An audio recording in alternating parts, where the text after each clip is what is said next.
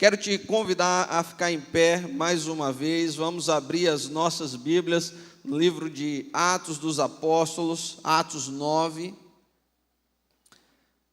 Nós vamos ler versículos 29 e 30 nessa manhã, Atos dos Apóstolos 29 e 30. São os versículos que nós leremos nessa manhã.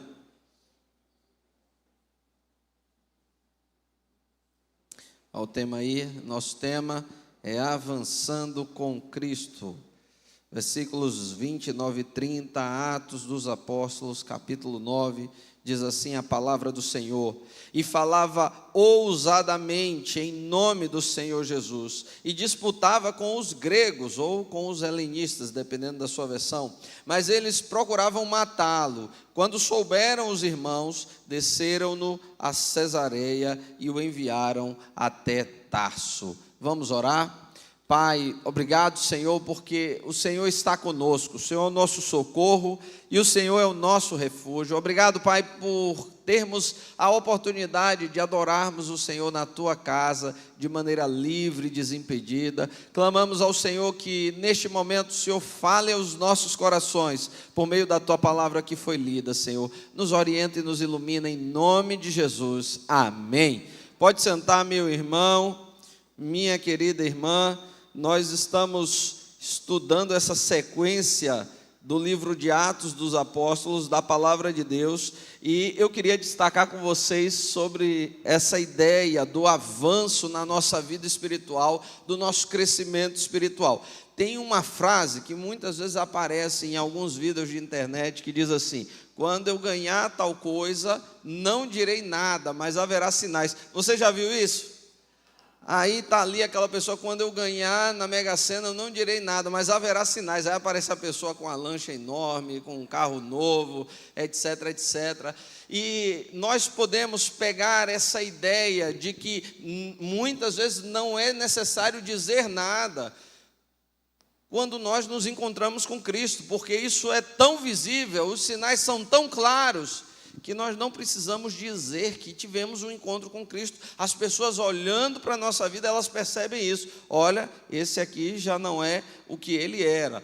Olha, dizer isso não quer dizer que você não deve falar de Cristo, porque o nosso tema é justamente sobre falar de Cristo. Mas a vida do apóstolo Paulo, que até aqui neste momento é chamado de Saulo, nos mostra sinais evidentes de uma transformação da sua mente, transformação das suas ideias, transformação dos seus pensamentos, transformação da sua maneira de agir. Saulo, que antes perseguia a igreja, que odiava a igreja, que queria destruir a igreja, agora é o Saulo que prega o nome do Senhor Jesus Cristo em todos os lugares, representando a igreja.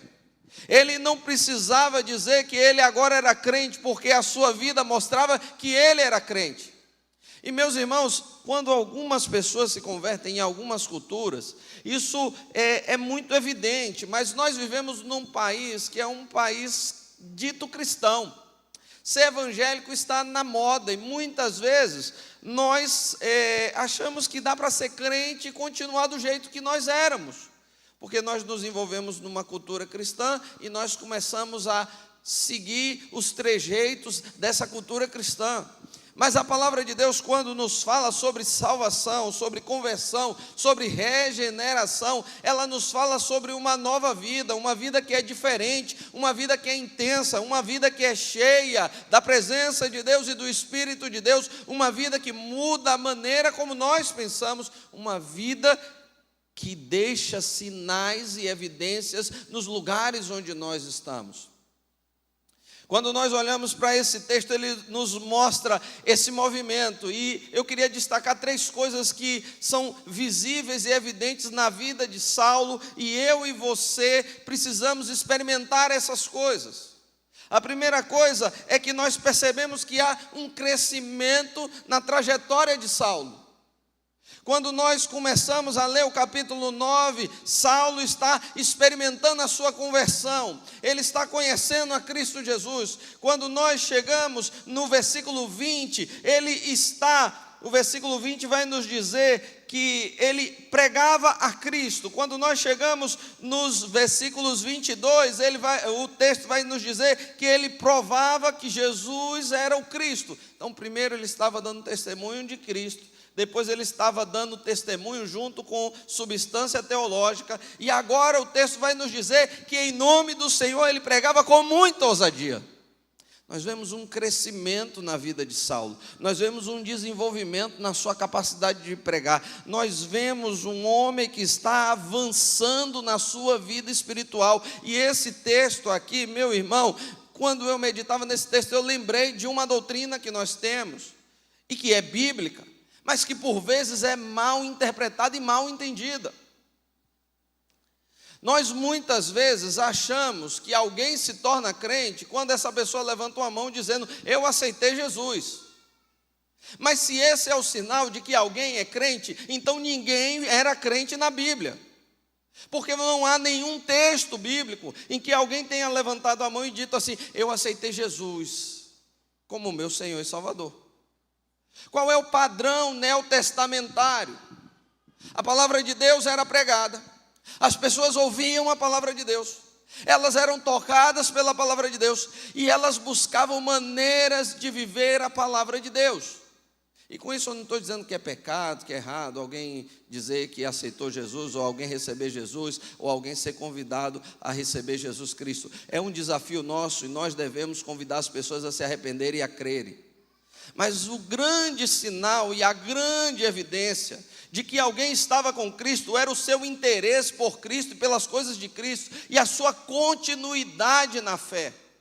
Continuidade que chegava a um ponto de ruptura. E qual era o ponto de ruptura? O testemunho de Cristo. E como é que esse testemunho se manifestava? O batismo. No batismo, o crente se identificava como alguém que era crente. Meus irmãos, naquela sociedade, alguém se identificar como crente precisava estar muito certo do que estava fazendo. No nosso batismo aqui, quando nós estamos vindo aqui para ser batizados, nós temos certificado bonitinho, nós temos foto, nós temos gente chorando, nós temos gente cantando: eu nasci de novo. É lindo, meu irmão. O pessoal vem, traz familiar, etc. Mas não faz muito tempo, quando os batistas estavam batizando ali na praia de Cantagalo, havia uma multidão de pessoas enxotando eles, inclusive jogando pedras sobre eles. Inclusive o Beg levou uma pedrada enquanto batizava. Então, quando alguém dizia que era crente, que ia ser batizado, esse alguém era botado para fora da sua casa, da sua família. Ele era visto como um lixo, como uma vergonha, como um problema social. Identificar-se com Cristo era algo muito complicado, e não faz muito tempo, no Brasil. Identificar-se com Cristo é algo muito complicado em alguns países. Há países onde, quando as pessoas se identificam como cristãs, elas sofrem todo tipo de perseguição, e elas podem até morrer. Eu me lembro de uma irmã falando comigo, e ela tinha vindo do Egito, e ela foi presa no Egito, missionária nossa de missões mundiais. E ela dizia que ela trabalhava com duas igrejas, uma igreja de solteiros e uma igreja de casados. E uma igreja não sabia da outra, mas ela disse que ela conhecia gente que pertencia que era ligado familiarmente, eles eram parentes. Mas mesmo entre os parentes havia toda uma cautela para que meu parente saiba que há uma igreja. E ela dizia: pastor, cada vez que nós íamos para um culto, nós fazíamos tudo com todo o nosso coração, porque talvez aquele fosse o último culto da nossa vida. Talvez a gente não tivesse outra oportunidade de um culto. E ela disse que esse negócio foi tomando conta dela quando ela via aqueles irmãos orando, e os irmãos liam a Bíblia e choravam. E havia muita comoção. E os irmãos sempre diziam: Adriana, talvez esse seja o seu último culto, então aproveite bastante. E ela disse que ela não se ligou nisso até o dia em que, depois de um culto, indo para casa, ela recebeu uma ligação. E quando ela atendeu o telefone, perguntaram a ela se ela tinha chegado em casa. Ela disse: acabei de chegar em casa. Desligaram o telefone, tocaram a campainha. Ela achou estranho, quando ela abriu era a polícia e ela estava sendo presa. E ela estava sendo presa por causa da igreja que ela participava. Sinais numa sociedade que é antagônica ao evangelho e ao cristianismo. Mas também há sinais em sociedades que são favoráveis à pregação, em que a cultura é livre. Quais são os sinais que nós podemos ver? Os sinais de uma mente transformada. Porque eu e você fomos chamados para sermos diferentes desse mundo, para termos valores diferentes desse mundo, para operarmos de maneira diferente desse mundo. Meu irmão, se você foi alcançado pelo Evangelho de Cristo Jesus, você já não é a mesma pessoa, você já não opera da mesma maneira, você já não pensa da mesma forma. Antes de Cristo, quando alguém te atacava, você devolvia, porque nesse mundo você tem que bater de volta e bater mais forte. Mas depois de Cristo você é ensinado a dar outra face. Antes de Cristo você vivia para os seus próprios interesses. Mas quando nós encontramos Cristo, a palavra de Deus nos diz que se Ele deu a sua vida por nós, nós devemos dar a vida pelos nossos irmãos da mesma maneira. Antes de Cristo, os nossos interesses muitas vezes eram financeiros, materiais. Queríamos ganhar o mundo, financeiramente falando. Mas depois de Cristo, nós queremos ganhar de outra maneira o mundo, levando pessoas à salvação e a andarem com Cristo Jesus, levando pessoas à transformação, levando pessoas a uma nova experiência. Qual é a doutrina que eu vejo e que se apresenta nesse texto? É uma doutrina muito discutida no nosso meio, que é a doutrina que diz que uma vez salvo, salvo para sempre. Na nossa declaração doutrinária está escrito assim: a salvação do crente é eterna. E nós temos visto várias pessoas discutindo, dialogando, dizendo bem assim: não, mas alguém pode ser salvo e depois perder a salvação. Meus irmãos, textualmente você não consegue provar isso. Mas esse raciocínio, ele sofre um defeito. E qual é o defeito desse raciocínio? É que a gente acredita que alguém é salvo simplesmente porque disse que é crente, levantando uma mão e dizendo que aceitou Jesus. A gente acha que alguém é salvo simplesmente porque essa pessoa foi batizada numa igreja. A gente acha que alguém é salvo simplesmente porque essa pessoa tem um cargo dentro da igreja. Mas a palavra de Deus nos ensina que a salvação é uma obra de Deus na nossa alma e na nossa vida. A salvação é uma transformação completa de Deus em nosso ser. E geralmente os argumentos que nós temos são argumentos da experiência, quando as pessoas dizem bem assim: olha, mas veja fulano de tal, era um pregador, era uma pessoa dedicada, era uma pessoa de oração, realizou milagres. E agora ele está negando que Jesus é Cristo. Olha para ele, olha para como ele está. Como é que alguém não pode perder a salvação? Meu irmão, a salvação não é pelas obras, é pela graça. Não esquece desse detalhe. Porque se a salvação fosse pelas obras, o capítulo 7 de Mateus teria de tirar um versículo, quando as pessoas dizem bem assim: Senhor, em teu nome nós não realizamos maravilhas, fizemos prodígios, muitos milagres, expulsamos demônios. E ele vai dizer bem assim: apartai-vos de mim, eu nunca vos conheci. Não é fazer milagre, não é pregar na igreja, mas é ter um encontro transformador com Cristo Jesus. E esse encontro te marca definitivamente. Esse encontro te marca de tal maneira, de tal forma, que você nunca mais vai ser a mesma pessoa. Nunca mais, não tem volta. Por isso, lá em 1 João, capítulo 2, versículo 19, vai nos dizer o seguinte: eles estavam no nosso meio, mas eles não eram dos nossos. E ele está falando de anticristos, para que ficasse claro que eles não eram dos nossos, eles deixaram de estar no nosso meio. Meu irmão, a declaração de que uma vez salvo, salvo para sempre, existe e é verdadeira, e ela está alinhada à visão doutrinária de que os salvos em Cristo Jesus perseverarão até o final. Eles não voltam atrás, eles não recuam. Nós não somos daqueles que recuam para a vergonha, mas daqueles que avançam pela fé. Nós fomos chamados a isso. E quem teve um encontro com Jesus, e Saulo teve um encontro com Cristo, ele agora vai viver uma vida de transformação e de avanço. Há avanço na sua vida espiritual, meu irmão.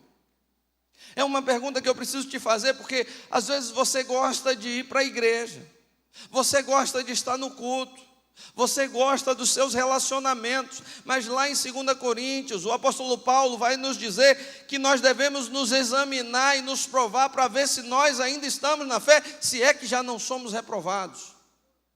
Como é que anda a sua vida espiritual? Você pode dizer que você é um crente, mais crente hoje do que foi ontem. Você pode dizer que Deus tem te dado vitória sobre pecados que antes te escravizavam. Você pode dizer que você hoje vive com mais destemor a palavra de Deus. Você pode dizer que há mais intimidade entre você e Deus. O que é que tem acontecido na sua caminhada? Ou você vai me dizer, ai, que saudade da aurora da minha vida, da minha infância querida, que os anos não trazem mais. Porque se tudo que existe sobre sua vida espiritual é um passado glorioso, eu preciso te dizer, isso sempre foi um engano. Porque a obra de Deus é uma obra permanente. Quem está em Cristo está ligado ao Senhor. E aqueles que estão ligados à videira verdadeira, eles estão crescendo, se desenvolvendo e produzindo frutos. Esses frutos se manifestam no nosso dia a dia. Nós vemos esses frutos na vida de Saulo, que posteriormente vai se tornar Paulo. E um destes frutos, e eu quero destacar esse fruto, é a ousadia no Senhor. O apóstolo Paulo fala muito sobre essa ousadia. Ele vai dizer, Deus não nos deu espírito de temor. Tem gente que diz que é crente, mas é covarde. Mas o crente precisa ser corajoso. Nós não fomos chamados para andar neste mundo a partir dos nossos olhos. Nós não devemos andar pela vista. A palavra de Deus nos diz que nós fomos chamados a andar pela fé e não por aquilo que vemos. A palavra de Deus nos ensina que sem fé é impossível agradar ao Senhor.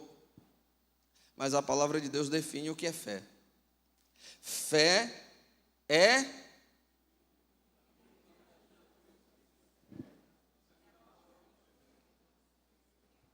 alguns sabem, outros não sabem, né? EBD.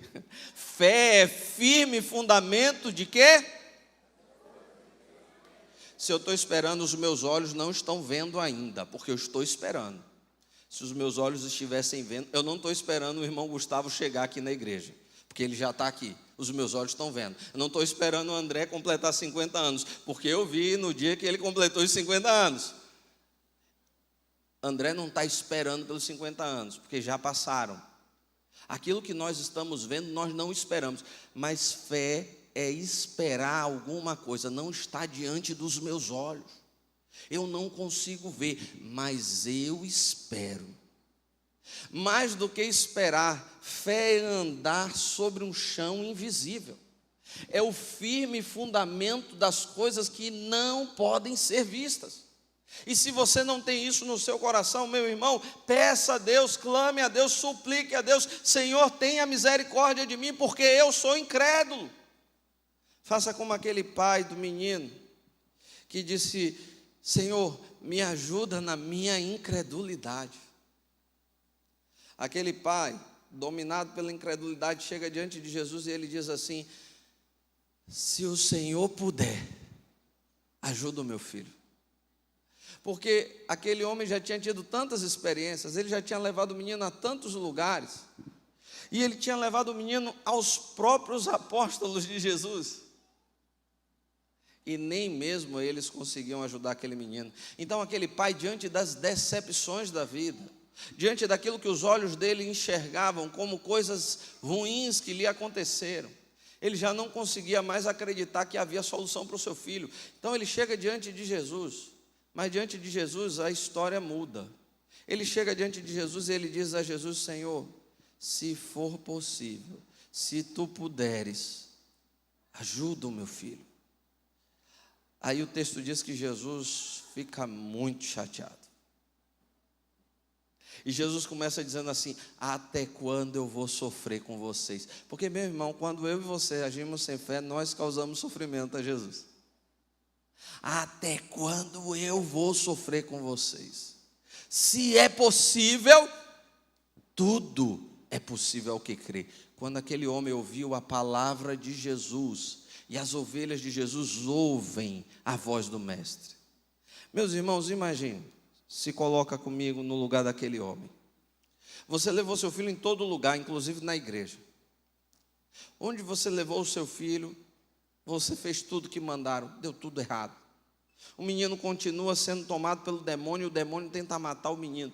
Você fez tudo o que era possível, nada deu certo. Você seguiu a orientação de todos os líderes, de todos os pastores. Você, por fim, seguiu a orientação das pessoas que andavam com Jesus, que estavam sob a autoridade de Jesus, que tinham sido enviadas por Jesus para curar, para libertar, e todas elas falharam. Então é natural que eu e você, diante de tanto fracasso, diante de tanto sofrimento, diante de uma luta que vinha desde a infância de um filho, chegássemos a Jesus e disséssemos: Senhor, se o Senhor conseguir fazer, isso é natural. Mas a resposta de Jesus é confrontadora. Jesus está dizendo que aquele homem é um homem incrédulo, e eu e você não gostamos de confronto. Quer conhecer uma pessoa? Dê não para ela, exorte ela, você vai saber quem é aquela pessoa. Quer conhecer uma pessoa? Confronte ela. É o que Jesus faz com aquele homem. Quando o ímpio ouve a confrontação do evangelho, ele passa a odiar mais ainda o evangelho. Mas quando uma ovelha de Jesus ouve o evangelho confrontando, ela é quebrada pelo evangelho. Aquele homem dá uma resposta a Jesus que eu e você precisamos aprender: Senhor, me ajuda na minha incredulidade. Me ajuda na minha falta de fé. Oh, meu irmão, nós precisamos pedir ao Senhor que Ele nos ajude na nossa falta de fé, porque às vezes nós lemos esse texto e nós olhamos para pessoas na nossa família e nós dizemos assim: para esse não tem jeito. Ah, não tem como esse aqui se converter, não. Esse aqui é caso perdido. O nome disso é incredulidade. Eu e você precisamos pedir a Deus perdão pela nossa incredulidade e força e ajuda para que a gente possa acreditar naquilo que os nossos olhos não veem. Se é possível, tudo é possível àquele que crê. O apóstolo agora pregava com ousadia, a partir da sua experiência com Cristo, a partir da sua experiência com a palavra de Deus. Enquanto eu pensava sobre essa ousadia, e orava e meditava sobre isso, eu me lembrei da história de um jovem. Ela está escrito no livro dos mártires, John Fox. Ele escreve um livro chamado Livro dos Mártires. O próprio John Fox foi perseguido na Inglaterra. Havia um jovem chamado William Hunter. E o William Hunter, ali por volta de 1550 e alguma coisa, ele descobriu a Bíblia. E aquele jovem começou a ler a Bíblia com muito entusiasmo. O seu patrão queria que ele fosse para a igreja católica, porque naquela época a igreja católica era a igreja da rainha e as pessoas não tinham opção religiosa, elas tinham que seguir a igreja da rainha. Como ele estava ali lendo e ele viu algumas coisas que ele discordou da posição do catolicismo, ele disse: olha, eu não vou para a missa. Por conta disso ele foi demitido do seu emprego. Ele continuou estudando a Bíblia. Enquanto John Hunter estudava a sua Bíblia, um dia ele foi denunciado, investigado e descoberto com uma Bíblia na mão, estudando a Bíblia. Àquela altura, William Hunter já tinha algumas visões sobre, por exemplo, a doutrina da ceia do Senhor. Ele afirmava claramente que a ceia do Senhor era um memorial. Não havia nada mágico acontecendo, nenhuma transformação acontecendo nos elementos. E aquilo foi tido como uma blasfêmia. E aos 19 anos, ele foi condenado a ficar 2 dias amarrado em um pedaço de pau na porta da sua casa, com um pão e um copo de água. Ao final dos 2 dias, ele não tinha tocado no pão, nem bebido o copo de água. O responsável por aquele lugar o chamou e disse que ele deveria renunciar àquilo que ele tinha afirmado, que tinha descoberto na leitura da Bíblia. E ele disse que não aceitaria negar ao Senhor Jesus por causa de qualquer privilégio que pudesse obter. 9 anos. 9 anos. Ele disse que não podia abrir mão daquilo que na palavra de Deus ele entendeu como verdade. Foi oferecido a ele o perdão da rainha desde que ele renunciasse. Ele não renunciou. Da rainha desde que ele renunciasse. Ele não renunciou. Foi oferecido a ele recursos financeiros para que ele, a sua concepção de fé, ele não renunciou. 1555, quando William Hunter estava um monumento em homenagem a ele, e eu queria ler um monumento em homenagem a ele, e eu queria ler há uma placa que diz o seguinte: William Hunter, Marte, entregue as chamas no dia 26 de março de 1555. Leitor cristão, aprenda com o seu exemplo a valorizar o privilégio de ter uma Bíblia e tenha o cuidado de mantê-la sempre aberta. Ousadia no Senhor que muitas vezes pode custar a nossa própria vida. Ousadia que William Hunter teve. Meu irmão, nós precisamos ser mais ousados no Senhor. Milhares de crentes ousaram coisas extraordinárias e nós só estamos aqui porque eles fizeram isso no Senhor. Eu e você somos desafiados a avançar na nossa vida espiritual por caminhos que muitas vezes nos são inseguros. Mas como vai ser quando eu não tiver o controle? Você nunca teve o controle. Ele sempre esteve na mão de Jesus. Você apenas vai descobrir que é Jesus quem controla todas as coisas. Avançar com Cristo Jesus. O apóstolo Saulo avançou com Cristo Jesus. E junto com o seu avanço, avançou a oposição e a perseguição. E essa é uma notícia que eu quero te deixar aqui. Infelizmente, com mim também. Não é o servo maior do que o seu Senhor. Nós encontraremos oposição na nossa caminhada. Mas junto com a oposição, nós receberemos a providência divina e o socorro de Deus. Essa história do apóstolo Paulo, que ainda é Saulo, ela começa com Saulo encontrando resistência dos judeus em Damasco. Quando ele se converte, aliás, ela começa com ele encontrando uma resistência dos crentes de Damasco, que tinham dúvidas se ele realmente era crente. Após ficar provado pela sua vida e pregação de que ele era um crente autêntico em Cristo Jesus, agora ele passa a sofrer perseguição e ódio dos judeus, que inclusive planejam a sua morte. Depois de escapar da morte com os judeus, agora ele está no mundo de trevas.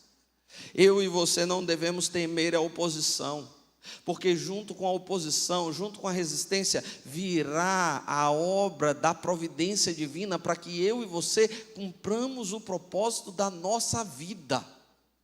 Nós fomos criados por um propósito. Deus não nos fez à toa. Você não é filho do acaso, fruto do acaso. As coisas que aconteceram na sua vida não aconteceram por acaso. Satanás quer te convencer de que as coisas acontecem aleatoriamente, mas a palavra de Deus nos afirma e ensina que Deus está cuidando de toda a nossa história, de todo o nosso caminho, e Ele cuida de nós. Cada experiência amarga, cada coisa que nós vivemos, cada situação que nós passamos, todas elas estão debaixo do cuidado e do propósito de Deus para a nossa vida. Deus te chamou, não foi por acaso. Você não conheceu o Evangelho por um acidente. Você não está nessa igreja por uma situação especial. Mas você está aqui porque Deus tem um propósito na sua vida. E o propósito de Deus vai se cumprir. Quando Deus te der uma missão, Ele te dará a condição de cumprir essa missão. E eu, meus irmãos, posso ver em cada uma dessas situações o livramento do Senhor diante da oposição. Diante da incredulidade dos irmãos de Damasco, Deus levanta Ananias para orar por Saulo, abrir os seus olhos, ajudá-lo a ser batizado. Diante, meus irmãos, da oposição dura dos judeus que queriam matá-lo, Deus levanta os discípulos, e os discípulos fazem com que ele possa fugir. Diante da incredulidade de Jerusalém, Deus levanta Barnabé, e Barnabé conduz Saulo até os apóstolos. Diante do ódio dos helenistas, Deus agora levanta não os discípulos, mas os irmãos. Porque Jesus disse que todos os que seguirem a Ele, além de todas as bênçãos que tiver e perseguição, terão família. A família de Deus estará conosco. Deus levantará uma família onde nós estivermos. Eu trabalhei com missões mundiais, eu fui em muitos lugares por missões mundiais. E, meus irmãos, alguns lugares língua portuguesa, outros língua não portuguesa. Em alguns lugares eu entendia o que se dizia, em outros eu não entendia o que estava acontecendo. Mas o que eu posso te dizer é, em todos esses lugares eu fui recebido por uma família. A minha família, a família de Deus, a nossa família, a família de toda a eternidade. Deus nunca nos deixa desamparados. Deus está sempre providenciando o nosso escape. Nós precisamos entender isso. Deus está sempre providenciando o nosso escape. E o nosso Deus é um Deus que gosta de mover as coisas de maneira que o seu nome seja glorificado em tudo. Quando eu e você começamos a leitura do capítulo 8, havia um jovem chamado Saulo, consentindo na morte de Estevão. O trabalho de Estevão findou-se ali. Estevão morreu jovem, mas aquele era o propósito de Deus com Estevão. Ele morreu jovem. Estevão era um dos líderes da igreja helenista, dos gregos. Morreu jovem, e Saulo participou daquela morte. Ele autorizou aquela morte. O pessoal botou sobre os seus pés num sinal de que estavam debaixo da orientação dele. Mas agora é esse Saulo que vai ser perseguido pelos gregos e que vai começar a missão entre os gentios. É esse Saulo que participou da morte, que vai ser agora transformado para que seja instrumento de vida, transformação, divulgação da verdade de Deus. Meus irmãos, a mente humana não pode comportar esses propósitos de Deus. Eu e você não podemos comportar essa coisa extraordinária que Deus faz. Porque agora Saulo é pregador, tanto a gregos quanto a judeus, fazendo de tudo para que de alguma forma possa ganhar alguns para o Senhor Jesus Cristo. Esse Saulo é um homem que vai ter uma vida totalmente entregue ao Senhor, dedicação plena ao Senhor, labuta constante na presença do Senhor, homem duro e firme, muito sofrimento, muita perseguição, muita rejeição. Deus o forjou para aquilo. Quando eu lia um livro sobre a igreja chinesa e a perseguição na igreja chinesa, o pastor que escrevia aquele livro dizia assim: nós sempre pedimos que não orem para que a perseguição acabe, mas peçam que Deus nos fortaleça na perseguição, porque nesta fornalha Deus está nos preparando para irmos aos países que são fechados. Deus vai forjando na perseguição. Deus vai forjando e te dando ousadia diante dos adversários que se levantam. Deus vai te dando livramento e te mostrando como você deve caminhar diante das dificuldades. Deus está na frente. E eu e você vamos descobrindo isso à medida em que o Senhor vai fazendo coisas extraordinárias. Os nossos olhos vão transformando-se de tal maneira que a gente pode, como Saulo, dizer: a nossa leve e momentânea tribulação produz para nós excelente peso de glória. Que o Senhor possa nos ajudar a crescermos espiritualmente, a crescermos na sua presença, a crescermos no testemunho, na nossa vida cristã, na nossa ousadia com Deus. Eu queria terminar citando uma frase de um missionário, conhecido como o pai de missões modernas, William Carey Taylor. Ele é estudado pelos embaixadores do rei. Aquele homem era um sapateiro, se tornou um linguista, se tornou missionário na Índia, se tornou um modelo da pregação do evangelho. E ele tinha uma frase, ele dizia, e essa frase era o seu mote, ele dizia: pense coisas grandes para Deus e espere grandes coisas de Deus. Deus tem grandes coisas, meu irmão, para fazer. Nós precisamos ampliar a nossa visão. Ainda há muito a ser feito. Nós precisamos fortalecer a nossa fé. E se você não tem fé, esse é o momento de você clamar: Senhor, me dá fé. Me falta a fé, me falta esse instrumento. Me ajuda a deixar de ser incrédulo, Senhor. Eu não acredito na conversão das pessoas. Eu não acredito que o Senhor pode mudar a minha situação. Eu não acredito que o Senhor possa interferir na minha família. E às vezes eu digo: está na mão do Senhor, mas eu tomo de volta em poucos instantes, porque me falta fé.